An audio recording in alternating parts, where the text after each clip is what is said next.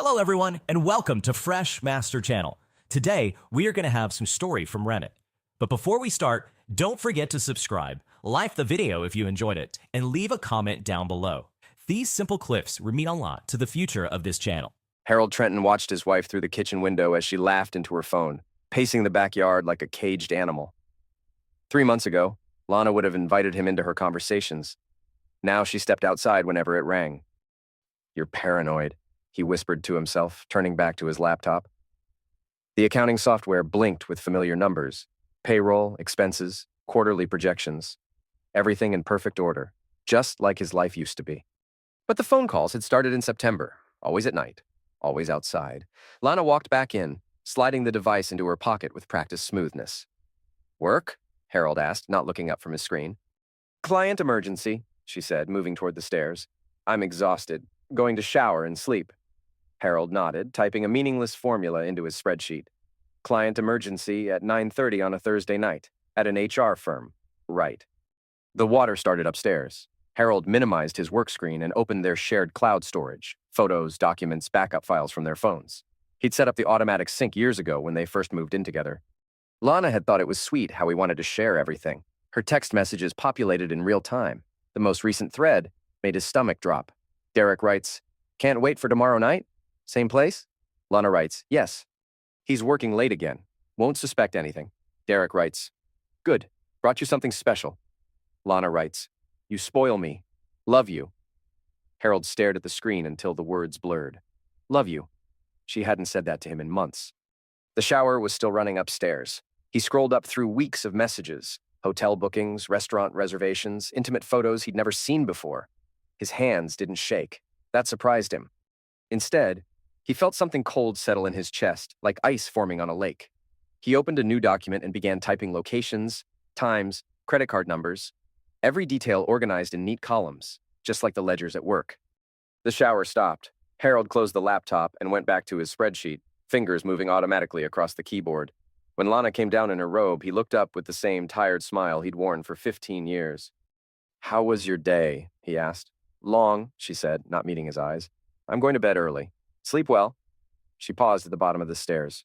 For a moment, Harold thought she might say something real. Instead, she just nodded and disappeared upstairs. Harold waited until he heard their bedroom door close, then opened the laptop again. Derek Banner, Senior Vice President at Pinnacle Tech Solutions, Lana's company. Married, 2 kids, drives a black Tesla Model S. Harold pulled up the employee directory and found Derek's photo. Square jaw, expensive suit, the kind of confident smile that belonged in corporate headshots. Everything Harold wasn't. But Harold had something Derek didn't: access to Pinnacle's financial systems. 3 years ago, when Lana started at Pinnacle, they'd needed help setting up their expense tracking software. Harold had spent 2 weekends configuring their database, creating user permissions, establishing backup protocols. He still had administrator access. He logged in and pulled Derek's expense reports. Dinner at Russo's, $93. Hotel room at the Marriott downtown, $247. Spa package for 2 at the Ritz-Carlton, $412. All charged to the company card as client entertainment. Harold smiled for the first time in weeks. Derek was stealing from his own company to fund the affair. Sloppy, arrogant, exactly what Harold would expect from someone who thought he was untouchable. But Harold wasn't ready to act yet. He needed more. He needed everything. Over the next 2 weeks, Harold became a different person. Not the Harold who asked how Lana's day went, or made her coffee in the morning, or pretended not to notice when she started showering before bed instead of after. This Harold was patient, methodical. He collected data like specimens in a lab. Lana's phone backed up every night at 2 a.m. Harold set his alarm for 2:15 and reviewed her messages, photos, call logs. He cross-referenced credit card statements with her location data. He mapped out their meeting places, their routines, their lies. She told Harold she was working late Tuesday nights for a new client onboarding project. She was actually at Derek's apartment in the warehouse district. She said she had girls' nights with her friend Julianne on Fridays. She was actually at different hotels with Derek, trying new places like it was a game. The most incriminating evidence came from Derek's company phone, which auto-synced to Pinnacle's cloud storage. Harold found photos of Lana in Derek's office after hours, wearing the black dress Harold had bought her for their anniversary. Videos of them in the conference room during lunch breaks. Audio recordings of them mocking Harold's boring job and pathetic social skills. He actually asked if I wanted to go to Dave and Buster's for our anniversary. Lana's voice crackled through Harold's headphones. Dave and Buster's. Like we're 12 years old. Derek's laughter sounded like a rich man's version of amusement. What did you tell him? I said I had to work late. Then I came here and you made me forget all about mini golf and chicken tenders. More laughter. Harold saved the file and added it to his growing archive. By early November, Harold had everything. 6 weeks of evidence, hundreds of photos, credit card fraud worth nearly $30,000. Detailed records of Derek using company resources for personal affairs, but he still wasn't ready. Harold needed Lana to feel safe, comfortable. He needed her to get sloppy and make bigger mistakes. So he became the perfect husband again. He cooked her favorite meals. He bought flowers on random Tuesdays. He suggested weekend trips to places they'd never been. You're being so sweet lately, Lana said one night, cutting into the salmon he'd prepared. What's the occasion? Can't I just appreciate my wife? Harold asked, refilling her wine glass. She smiled, but it didn't reach her eyes. Of course, it's just different. Different how? I don't know. You seem happier lately. More confident. Harold was happier. For the first time in months, he had a purpose, a plan. He was 3 moves ahead of everyone else in the game, and they didn't even know they were playing. Maybe I'm just grateful for what we have, he said. Lana's smile faltered for just a second. Yeah, me too. That weekend, Harold suggested they update their financial planning, joint savings account, retirement funds, emergency reserves. Lana signed the papers without reading them, trusting Harold to handle the boring details like she always had. What she didn't know was that Harold had moved everything into individual accounts with his name only. Their joint savings, $43,000, was now scattered across 3 different banks in Harold's personal portfolio. The retirement account had been transferred to a self-directed IRA that Lana couldn't access without his signature. She'd find out eventually, but by then it would be too late. Harold also opened accounts she didn't know about. Business checking for his consulting work, investment portfolios in his name only. Even a safety deposit box at a bank across town where he stored printed copies of everything. Photos, messages, financial records, legal documents. The preparation phase was almost complete. Harold just needed one more piece of the puzzle. Seth Lansing worked in Harold's office as a part-time intern while finishing his accounting degree. 22 years old, quiet, observant, the kind of person who noticed things but didn't gossip about them. Seth, Harold said one Tuesday morning, can I ask you something? Sure, Mr. Trenton. If someone was stealing from their company, hypothetically, how would you prove it? Seth glanced around the empty office. Well, what kind of stealing? Credit card fraud, fake expense reports, using company resources for personal benefit. Hypothetically? Seth asked with a slight smile. Hypothetically, you'd need documentation. Bank records, receipts, testimony from witnesses. The more evidence, the stronger the case. Why? Harold shrugged. Just curious. I've been reading about corporate fraud cases. Seth nodded, but Harold could see the wheels turning. Seth was smart. He'd figure it out eventually, but Harold didn't mind. He might need an ally before this was over. The following Friday, Harold put his plan into motion. He called in sick to work, a rare occurrence that wouldn't raise suspicion. Instead of staying home, he drove to Pinnacle Tech Solutions and parked across the street. At 11:30 a.m., he watched Derek's Tesla pull out of the parking garage. Harold had been tracking Derek's movements for weeks. Every Friday, Derek left work early for client meetings that were actually trips to his apartment with Lana. They'd spend the afternoon together, then Derek would return to the office around 4 p.m. to maintain appearances. Harold waited 15 minutes, then walked into Pinnacle's lobby like he belonged there. I'm here to see Derek Banner, he told the receptionist. I'm Harold Trenton, Lana's husband. Derek asked me to drop off some financial documents. The receptionist smiled. Oh, Mr. Trenton, Lana talks about you all the time. I think Derek stepped out, but I can get someone from his team. Actually, he said to just leave everything on his desk. Company policy stuff, pretty boring. Of course, 5th floor, corner office. You need a visitor badge? That would be great. Harold rode the elevator to the 5th floor, badge clipped to his jacket like he was just another businessman handling routine paperwork. Derek's office was exactly what he'd expected. Floor-to-ceiling windows, leather furniture, awards and certificates covering one wall. Harold didn't waste time. He plugged a USB drive into Derek's computer and ran the data extraction software he'd downloaded earlier. 47 minutes to copy Derek's entire hard drive. While he waited, Harold placed a small recording device under Derek's desk and another inside the air vent above his chair. The USB finished copying. Harold pocketed the drive and left a manila envelope on Derek's desk with "Confidential" written across the front. Inside was a single sheet of paper with a message typed in standard business font. Your services are no longer required. Derek would assume it was a prank or mistake from another department. He'd probably throw it away without thinking twice. But Harold would have it on camera when Derek read it, and that footage might be useful later. Harold left Pinnacle feeling electric. 6 months ago, he was a boring accountant who got excited about quarterly reports. Now he was dismantling people's lives with the precision of a surgeon. He stopped at a hardware store and bought more surveillance equipment, wireless cameras, audio recorders, GPS trackers. Everything legal to own, everything useful for gathering information. That evening, Lana came home with Chinese takeout and a guilty smile. "Sorry I'm so late," she said, unpacking containers on the kitchen counter. "Julianne needed to talk through some personal stuff." Harold nodded, helping her serve the food. He'd watched Julianne leave work at 3 p.m. and spend the afternoon shopping at Target. Lana had been at Derek's apartment until 20 minutes ago. "Everything okay with Julianne?" he asked. "Marriage problems? Her husband's being difficult about money. That's tough. Marriage is hard work." Lana glanced at him. "Yeah, it is." They ate dinner in comfortable silence, both lost in their own thoughts. Harold was calculating timelines and evidence chains. Lana was probably thinking about Derek's hands on her skin or whatever lies she'd tell Harold next week. After dinner, Harold excused himself to take out the trash. Instead, he walked to Derek's Tesla in the parking lot and placed a GPS tracker under the rear bumper. The device would send location updates to Harold's phone every 5 minutes for the next 6 months. Now he could track Derek's movements in real time. Every meeting, every affair location, every lie would be documented automatically. Harold was ready for phase 2.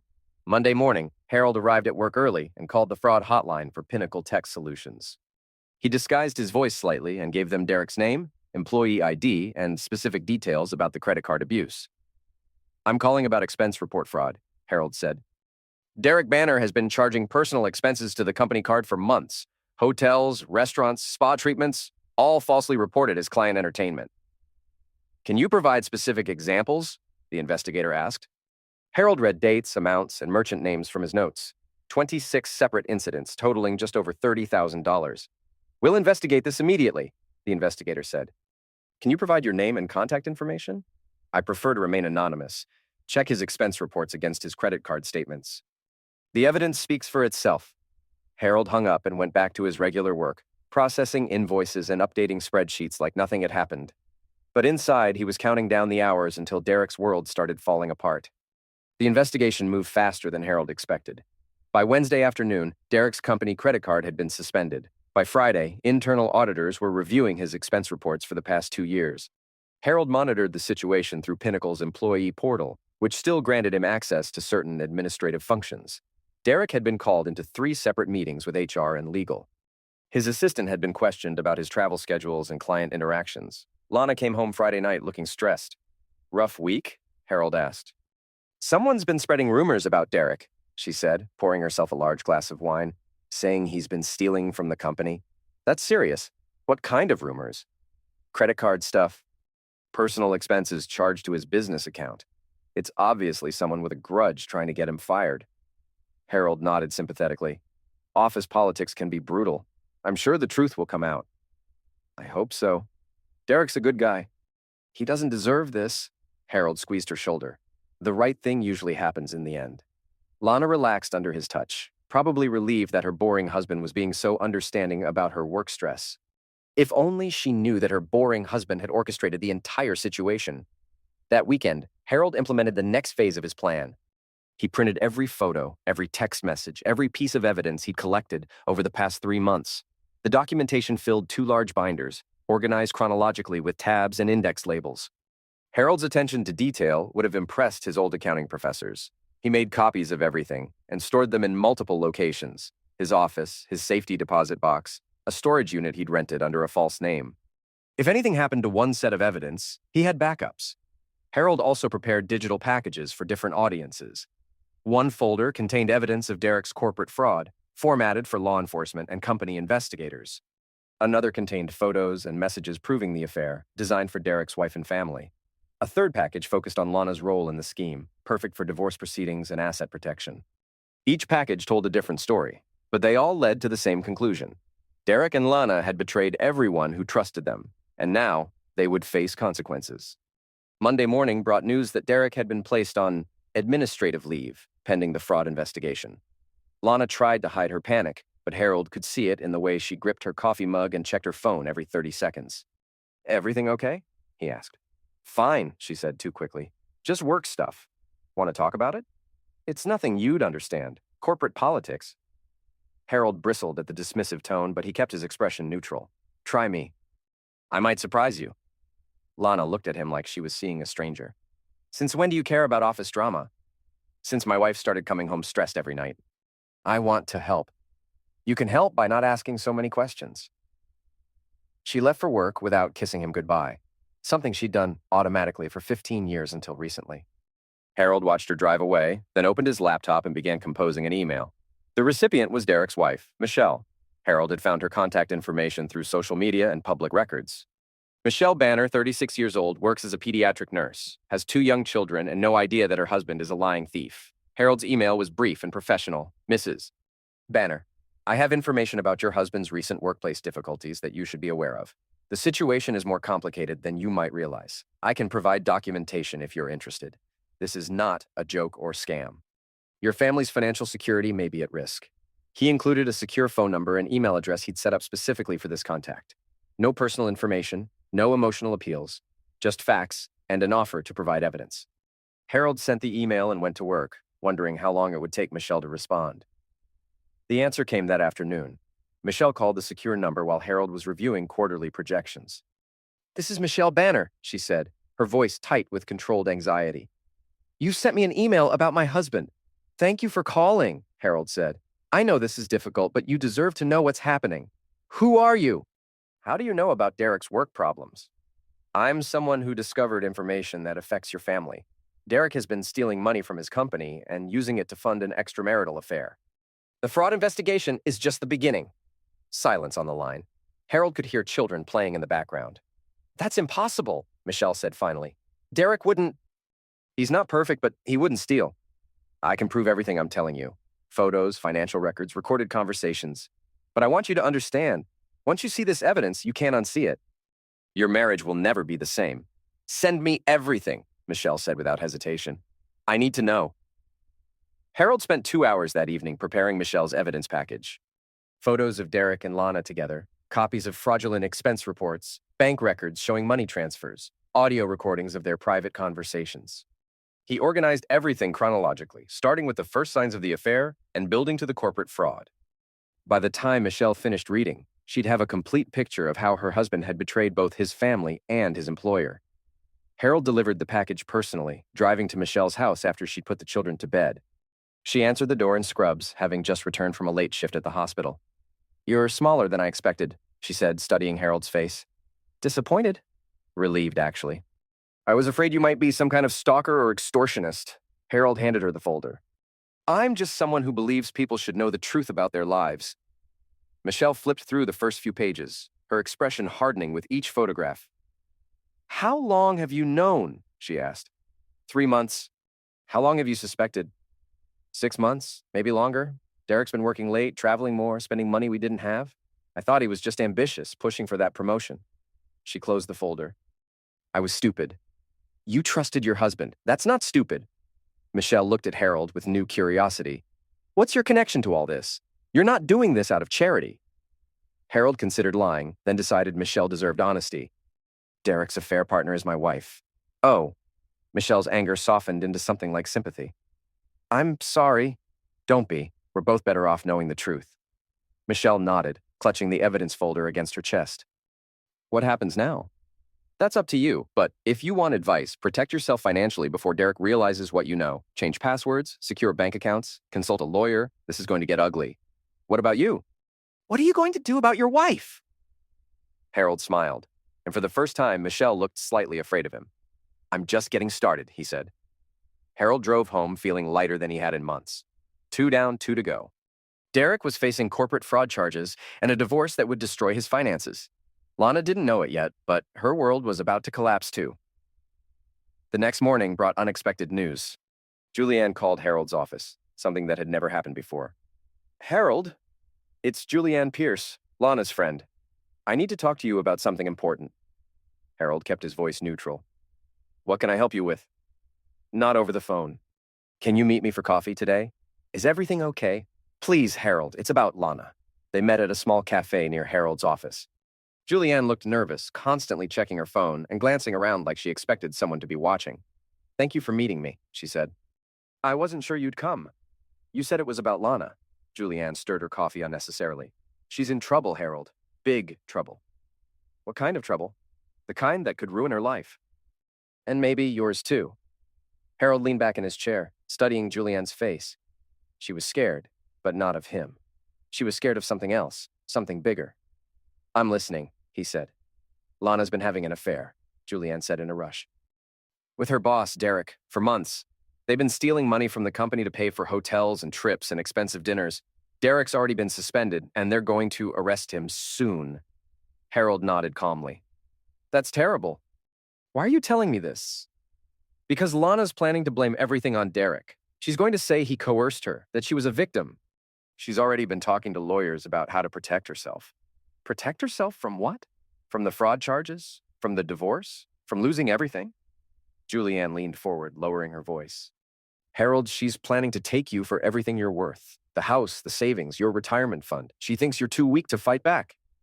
Harold felt that familiar ice forming in his chest. "And you're telling me this because I'm tired of being used. Lana's been making me lie for her, cover for her, help her deceive you. I thought it was just girl code, helping a friend through a rough patch. But this isn't friendship. It's conspiracy." Harold sipped his coffee, processing this new information. Julianne wasn't just Lana's accomplice. She was also her potential weakness, someone with inside knowledge who could be turned against her. "What does Lana think happened to Derek?" Harold asked. "She thinks one of his enemies at work reported him. Corporate jealousy, that kind of thing. She has no idea someone's been watching them, collecting evidence." "Interesting. What would you do if you were in my position?" Julianne stared at him. "You already know, don't you, about the affair?" Harold didn't answer directly. "What would you do?" "I'd protect myself. Get a lawyer, secure my assets, file for divorce before she could—" "That's good advice. Anything else?" "I'd make sure she couldn't pin the fraud on me if things went bad. Cover my tracks, document everything." Harold smiled. "You're smarter than I expected, Julianne. Smart enough to know when I'm being played by everyone."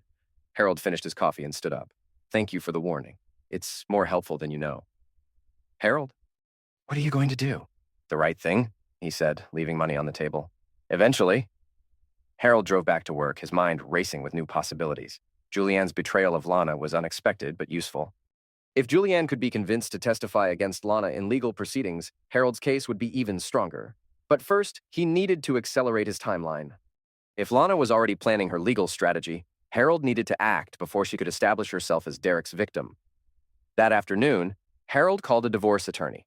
Not just any attorney, but the best family law specialist in the city. Patricia Winters had a reputation for ruthless efficiency and complete discretion. "I need to discuss a complex marital situation," Harold told her secretary. "Financial fraud, adultery, asset protection. Can Miss Winters see me today?" "She has an opening at 4:30. "I'll take it." Harold spent his lunch break organizing evidence for the divorce proceedings. Unlike the criminal case against Derek, this would require different documentation: financial records, proof of adultery, evidence of Lana's planning to defraud him. Patricia Winters was exactly what Harold had expected: sharp, professional, and completely unsympathetic to emotional appeals. "How long have you been married?" she asked, reviewing Harold's preliminary information. 15 years. No children. Assets? House worth 400,000, joint savings around 40,000, retirement accounts totaling 200,000, plus my business income and her salary. You said she's planning to file first? According to my source, yes. She wants to portray herself as the victim of her lover's manipulation while claiming I was emotionally abusive or financially controlling. Patricia raised an eyebrow. Were you? I managed our finances because I'm an accountant, and she didn't want to be bothered with details. Everything was transparent, jointly owned, mutually agreed upon. Until recently. What changed recently? Harold handed her a folder. I moved our assets into individual accounts when I discovered the affair. Everything's documented, all legal, all within my rights as joint account holder. Patricia flipped through bank statements and legal documents. You've been busy. I wanted to protect myself before the situation escalated. Smart. What's your goal here? I want her to get nothing. No alimony, no property settlement, no claim on my retirement funds. I want her to face the consequences of her choices without being able to use me as a safety net. That's aggressive. Judges don't like vindictive divorces. This isn't vindictive. It's justice. She committed adultery, participated in corporate fraud, and planned to defraud me. I have evidence of all of it. Patricia studied Harold's face. You're not what I expected when you called. What did you expect? A victim. Someone angry and hurt and desperate for revenge. She closed the folder. But you're not a victim, are you? Harold smiled. Not anymore. They spent the next hour planning Harold's legal strategy. File first before Lana could establish her narrative. Request immediate asset protection based on evidence of fraud planning. Demand full financial disclosure while providing selective evidence of Lana's misconduct. This will get ugly, Patricia warned. She'll fight back hard once she realizes what's happening. I'm counting on it, Harold said. The harder she fights, the more desperate she'll look. And desperate people make mistakes. Harold left Patricia's office feeling like he was finally in control of his life again. For months, Lana and Derek had been playing games with his marriage, his trust, his future. Now it was his turn to play. That evening, Lana came home looking exhausted. Derek's suspension had been extended indefinitely, and the company was conducting interviews with every employee who'd worked with him. They questioned me today, she told Harold over dinner. About Derek's expense reports, his client meetings, his work schedule. That must have been stressful. They made it sound like I was involved somehow, like I knew what he was doing and didn't report it. Harold cut his steak carefully. Did you know? Of course not. How would I know about his expense reports? You worked closely with him, didn't you? Attended client meetings, traveled together sometimes? Lana's fork paused halfway to her mouth. Why are you asking me that? Just curious. If they're questioning everyone who worked with Derek, they must be looking for patterns. People who might have witnessed something suspicious. I never witnessed anything suspicious. Harold nodded. I'm sure you told them that. Yes, I did. Good, the truth is always the best defense. Lana finished eating in silence, probably wondering why Harold was suddenly interested in her work situation. She didn't know that Harold had already provided the investigators with evidence of her involvement in Derek's fraud scheme. Anonymous tips were a beautiful thing. Harold had called Pinnacle's ethics hotline 3 times in the past week, each time from a different phone, each time providing specific information about Lana's role in Derek's misconduct. Lana had attended the fake client meetings. She'd signed off on fraudulent expense reports as Derek's departmental liaison. She'd even used Derek's company credit card for personal purchases, thinking the transactions would be hidden in his account. Harold had photos of her using the card at restaurants and shops. He had copies of her digital signature on expense reports that were clearly fraudulent. He had recorded conversations where she discussed using company resources for personal benefit. The investigators would find all of this evidence eventually, but Harold was helping them connect the dots faster. Friday morning brought the news Harold had been waiting for. Derek was arrested at his home on charges of corporate fraud, embezzlement, and tax evasion. The total amount stolen was over $50,000, much more than Harold had initially calculated. Lana called Harold at work, crying. They arrested Derek, she said. FBI agents came to the office this morning. They seized his computer, his files, everything. I'm sorry to hear that. Are you okay? No, I'm not okay. They're saying he might go to prison for 10 years. 10 years, Harold. That's what happens when people steal from their employers. But what if they think I was involved? What if they arrest me too? Harold had been waiting for this moment. Why would they arrest you? I don't know. Maybe because I worked with him, or because we were friends. Friends? Silence on the line. Harold could almost hear Lana's brain working, trying to figure out how much he knew. We were close, she said finally. Professionally. I see.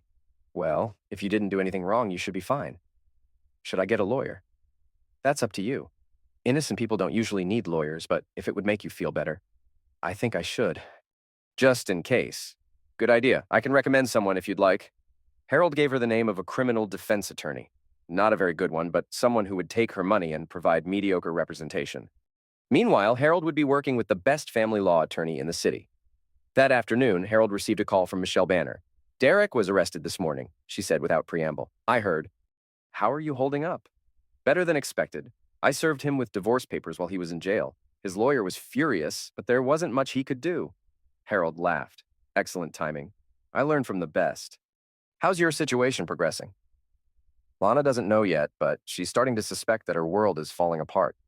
She called me crying about Derek's arrest, worried that she'll be charged too. Will she be? That depends on how much evidence the investigators find, and how cooperative her former accomplices are willing to be. Michelle was quiet for a moment. Accomplices plural? Lana had help covering up the affair.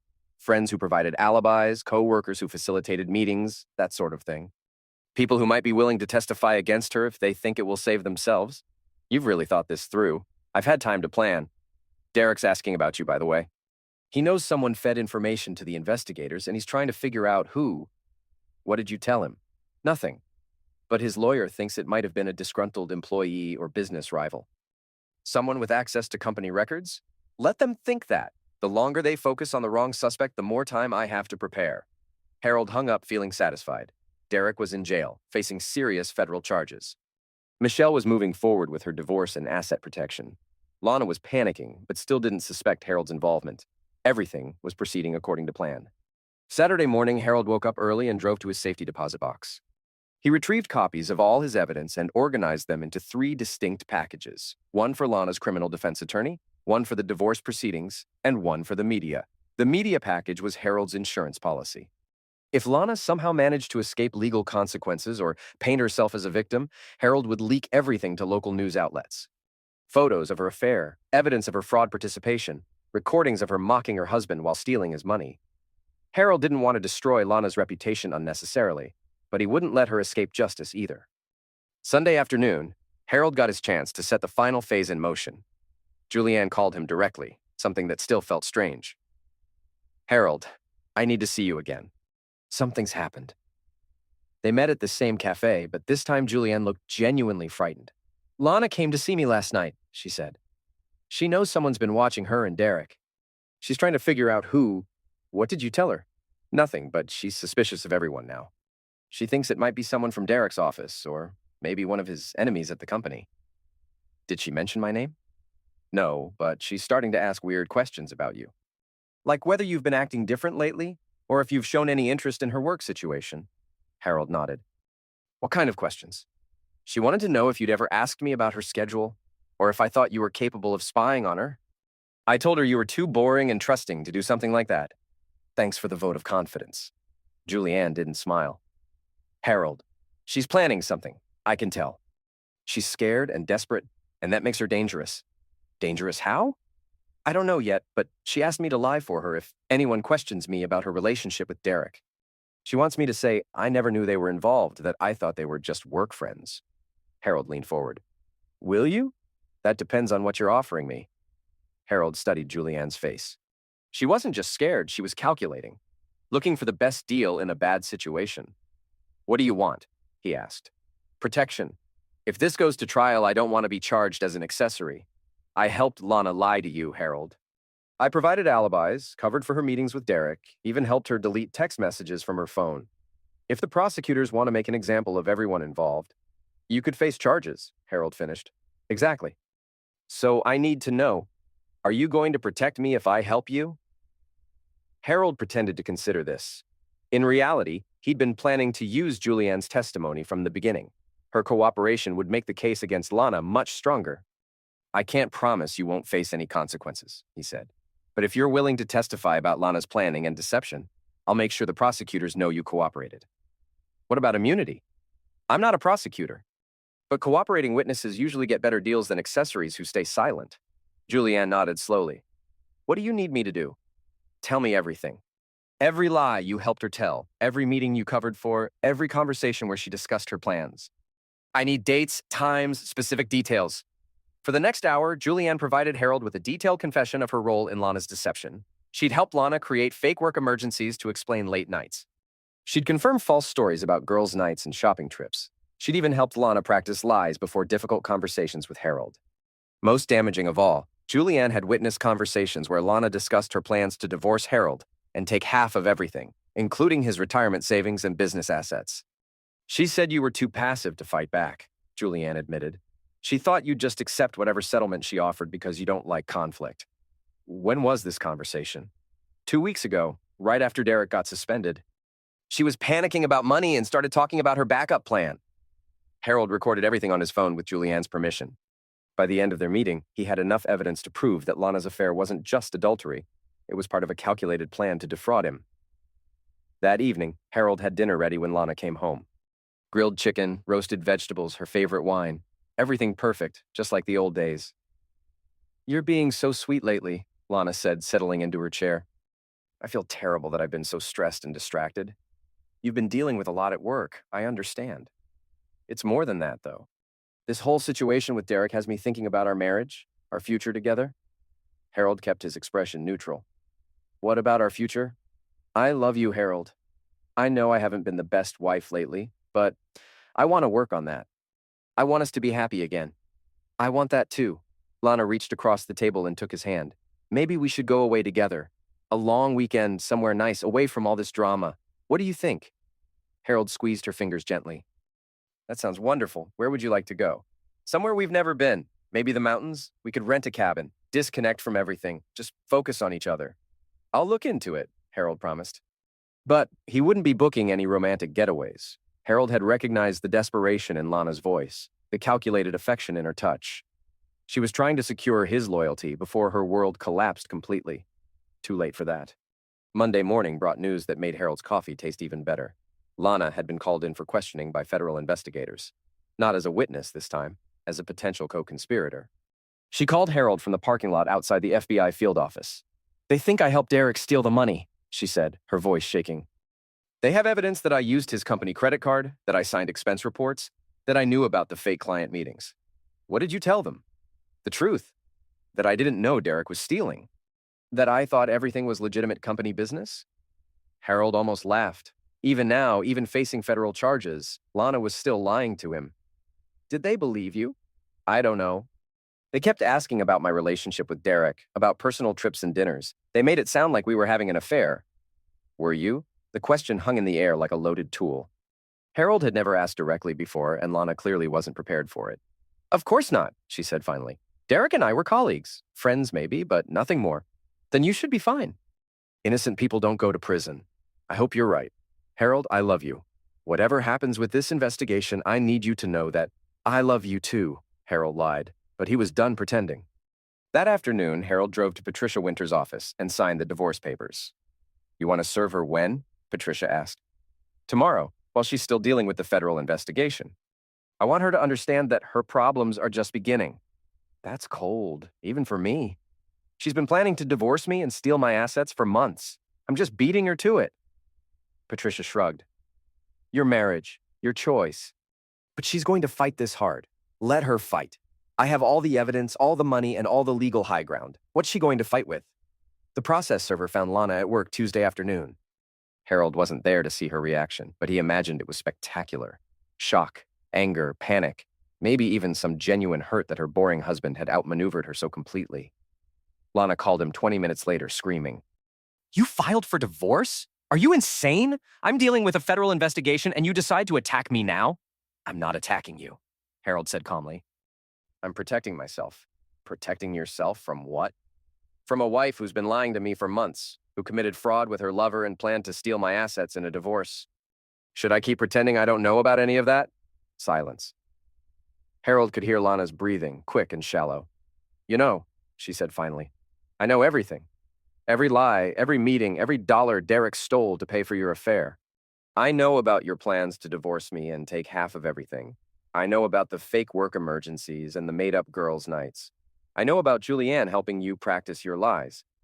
How long have you known? Since September. I've been collecting evidence for months. You've been spying on me? I've been protecting myself from a criminal conspiracy. There's a difference. Lana's voice dropped to a whisper. What do you want? Nothing from you. Keep whatever personal items you can carry. Everything else stays with me. You can't do this. Half of everything we own is legally mine. Not anymore. Check the paperwork, Lana. I moved our assets months ago, all legally, all within my rights as joint account holder. You own nothing but your car and whatever's in your purse.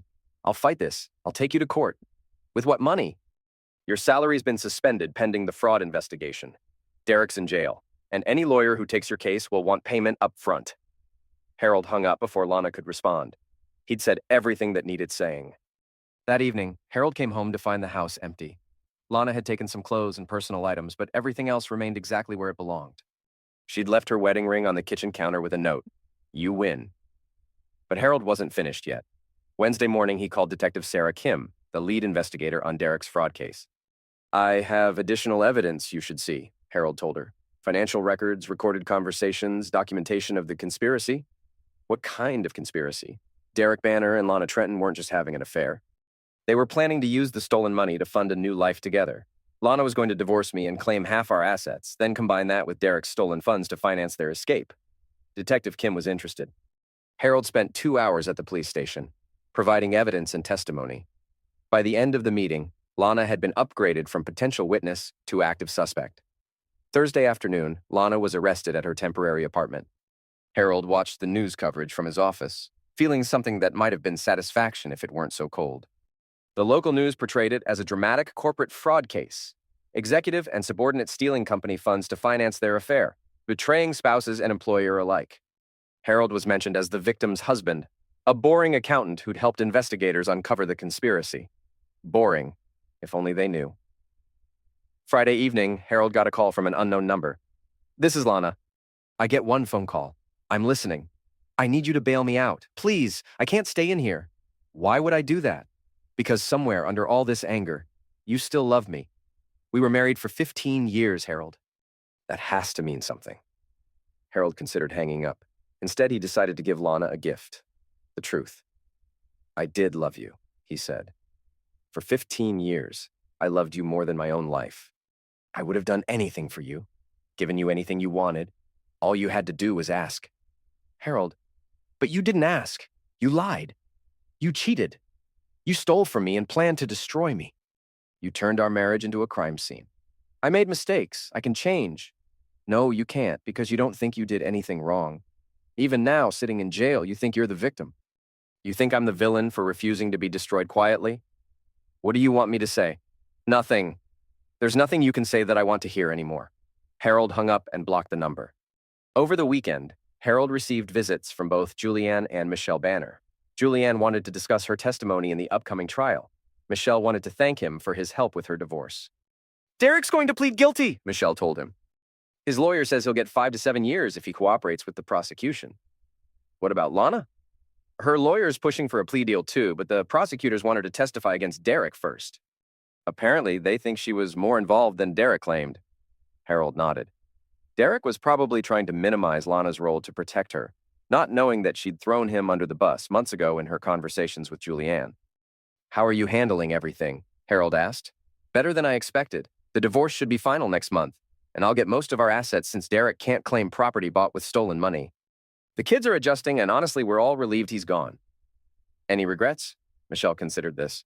"I regret not seeing it sooner, but I don't regret ending it." "What about you?" "No regrets at all." Monday morning brought news that Lana had been denied bail. Flight risk, the judge ruled. Too many assets hidden, too many lies told, too much evidence of planning to evade consequences. Harold's divorce proceeded smoothly.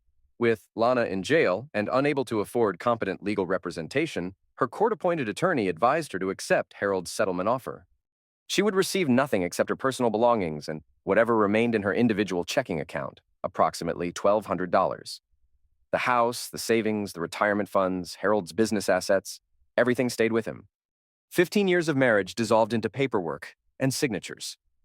3 months later, Harold sat in a federal courthouse watching Lana's sentencing hearing. She'd pleaded guilty to conspiracy to commit fraud, embezzlement, and tax evasion. The prosecutor recommended 4 years in prison. Her lawyer asked for probation and community service. The judge split the difference, 3 years in federal prison, followed by 2 years of supervised probation and full restitution of stolen funds. Lana turned to look at Harold before the bailiff led her away. Her expression wasn't angry anymore, just empty, defeated. She'd finally understood that her boring husband had outplayed her completely. Harold felt nothing watching her leave the courtroom. No satisfaction, no regret, no lingering love or hatred. Just the quiet contentment of a ledger finally balanced. Outside the courthouse, Julianne was waiting for him. "How do you feel?" she asked. "Like I can start living my life again? Any plans?" Harold smiled, thinking about the investment opportunities he'd been researching, the business partnerships he'd been considering, the trips he'd been planning. "I'm thinking about buying a boat," he said. 6 months later, Harold was sitting on the deck of his new cabin cruiser, watching the sunset over Lake Erie. The boat was beautiful, 42 feet of polished wood and gleaming brass, with enough space for entertaining or solitary cruising. He'd named it Folded Ledger. His phone buzzed with a text from Seth, who was now Harold's business partner in a consulting firm that they'd started together. "New client wants to meet tomorrow. Fraud investigation case. Interested? Harold typed back, always happy to help people find the truth. He poured himself a glass of wine and opened his laptop. 3 new emails from potential clients, all dealing with financial investigations. Word was spreading that Harold Trenton was very good at uncovering hidden assets and corporate misconduct. It seemed he'd found his calling. Harold closed the laptop and watched the sun disappear behind the horizon. Tomorrow, he'd go back to his new office, help new clients solve their problems, build his growing business. But tonight, he was exactly where he wanted to be. Alone on his boat, master of his own life, accountable to no one but himself. The old Harold would have felt guilty about destroying so many lives. The new Harold understood that he hadn't destroyed anything. He'd simply revealed what was already broken. Derek was serving 6 years in federal prison. His wife had divorced him. His children barely remembered his name. Justice. Lana was in her 2nd year of incarceration, working in the prison laundry for 20 cents an hour, learning that actions have consequences. Justice. Julianne had received immunity in exchange for her testimony and moved to another state to start over. She sent Harold a Christmas card every year with no return address. Probably justice, though Harold didn't much care either way. And Harold? Harold had his boat, his business, his freedom, and his self-respect. He'd learned that boring accountants could be more dangerous than anyone suspected if they were patient enough and smart enough to play the long game. The stars came out over the lake, reflecting on the dark water like scattered diamonds. Harold finished his wine and went below deck to his comfortable cabin, where everything was exactly as he'd arranged it. Perfect order. Complete control. No lies, no deception, no one plotting against him in the shadows. Harold Trenton slept better than he had in years.